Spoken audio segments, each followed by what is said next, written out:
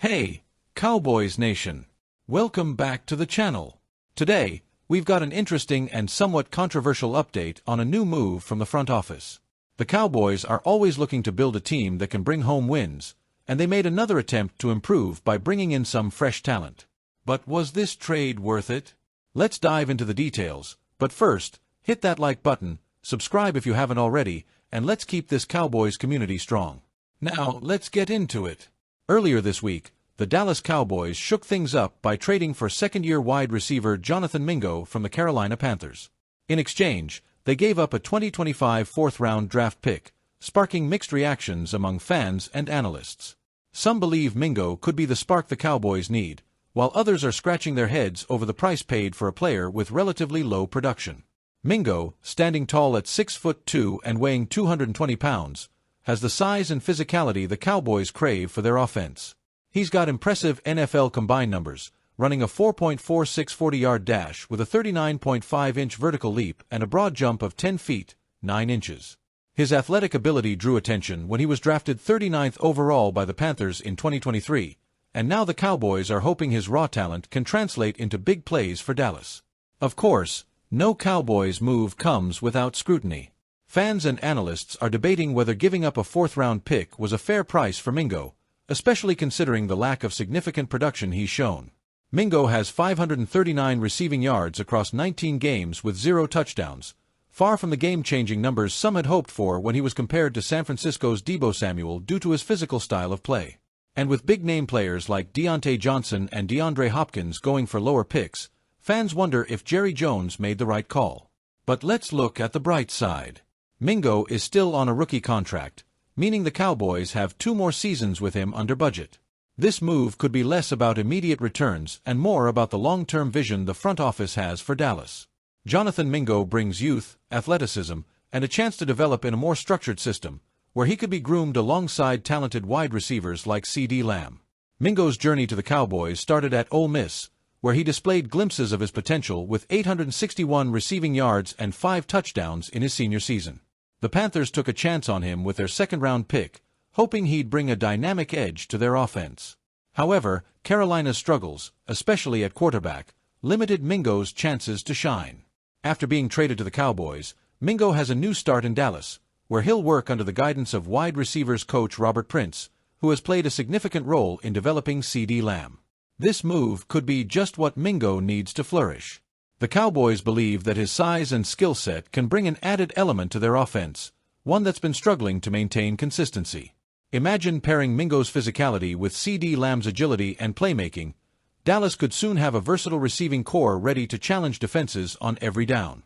With a challenging season already underway, some fans question the timing of this trade. The Cowboys are currently struggling with injuries, including Dak Prescott, CeeDee Lamb, shoulder, and others. In response, Jerry Jones promised that the front office would explore potential trades to improve the offense.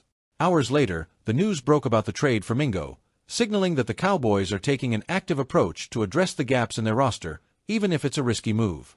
Jones' decision to trade for Mingo shows a belief that the wide receiver can develop into a reliable asset, one that the Cowboys can count on for future seasons as well. With veterans like Brandon Cooks on expiring contracts, it makes sense that Dallas would look to invest in a young talent now, hoping to develop him into a key piece of their offense for years to come. So what does this addition mean for the rest of the wide receiver group? First off, it's likely CeeDee Lamb's role remains unaffected. He's still the star of the Cowboys' receiving core. But for players like Jalen Tolbert and Brandon Cooks, Mingo's arrival might shake things up. Tolbert, who's shown flashes of potential, now faces added competition for snaps, and Mingo's presence could fuel him to step up his game. And then there's Brandon Cooks, who's on an expiring contract. With his future uncertain, Mingo could eventually take on some of the responsibilities currently held by Cooks, bringing a fresh dynamic to the Cowboys' offense. For younger players on the depth chart, this move also signals that no spot is guaranteed. Everyone has to fight for their role, and the competition might bring out the best in the entire receiving core. The Cowboys view Mingo as a long-term investment.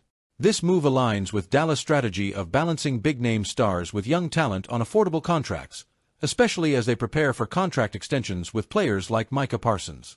Mingo's rookie deal gives Dallas flexibility and opens doors for potential future moves. His physical style and athletic ability make him a unique fit in the offense, and with the right coaching and system, he has the potential to become a reliable receiver for Dallas. But let's be clear, Mingo's development won't happen overnight. Dallas is banking on the long-term potential rather than immediate results. For Cowboys fans, this might mean staying patient and waiting for Mingo to find his rhythm. If he can reach his potential and build chemistry with Prescott, the Cowboys' offense could have a powerful trio of receivers in Mingo, Lamb, and Gallup, making for a formidable attack.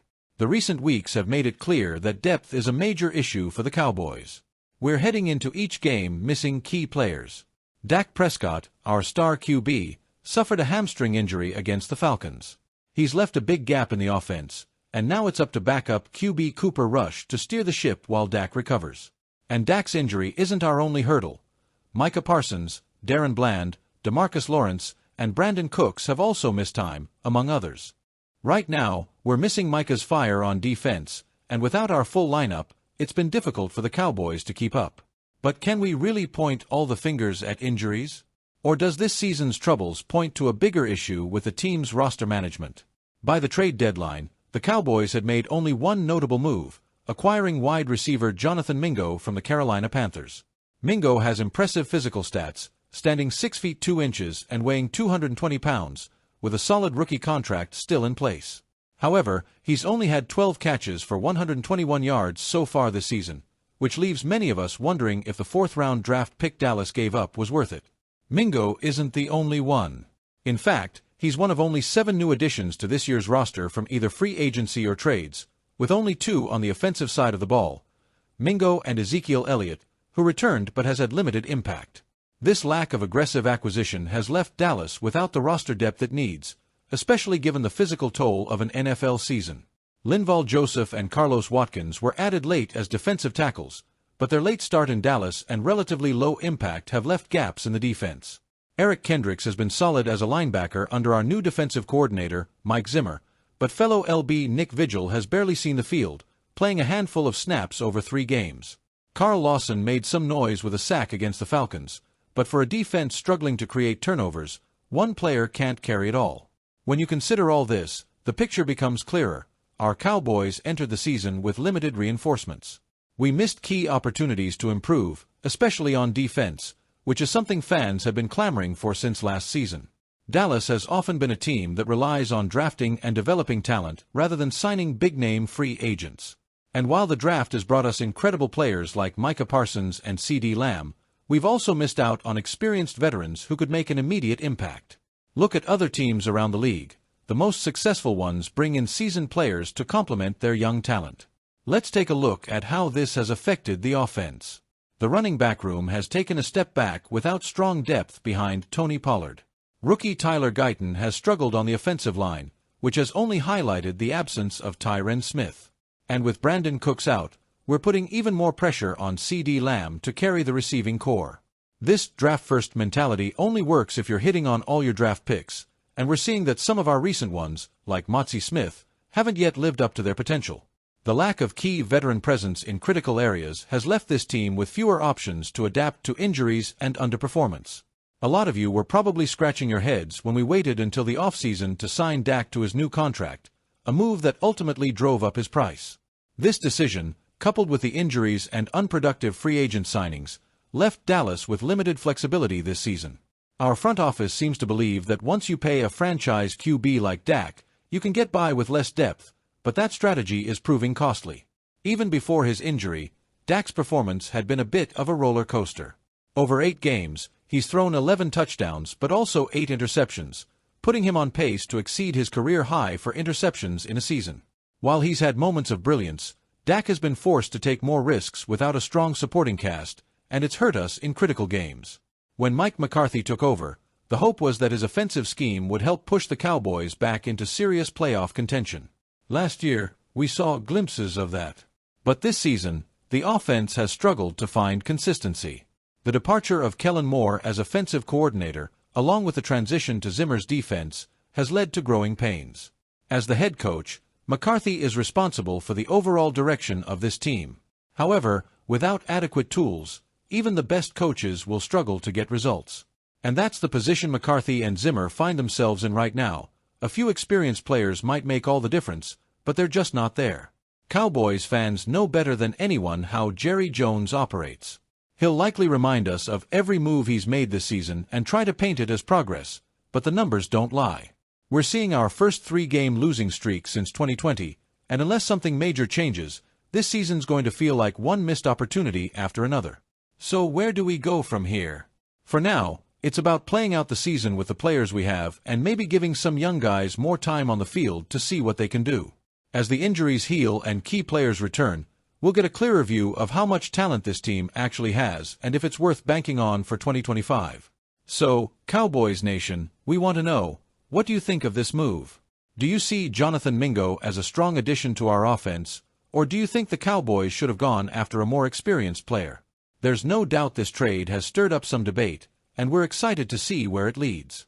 Whether you're a fan of the move or a bit skeptical, one thing's for sure, we've got a new storyline to follow, and Mingo's success or struggle could impact the Cowboys season and future.